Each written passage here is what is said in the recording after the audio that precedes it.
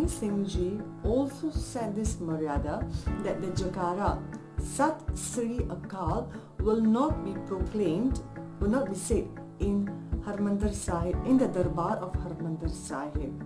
That is because Sat Sri Akal is actually a war cry, and no war cry should be done in the house of God. If you are in the house of God, you should be in Sahaj, in utter poise, and only Vaheguru Ji Ka Khalsa and Vaheguru Ji Ki Fateh should be proclaimed.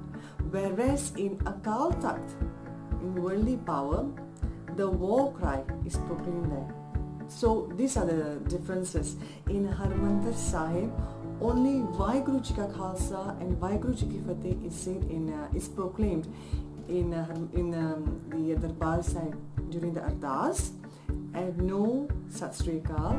Whereas in Akal Takht, Sat Sri Akal is said, is proclaimed, because there is a war cry, that is in worldly power.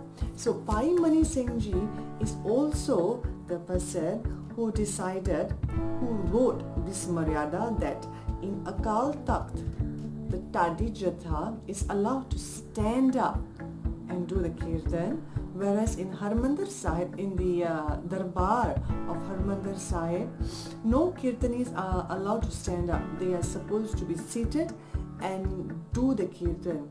So these are the Maryadas set by Pai Mani Singh Ji.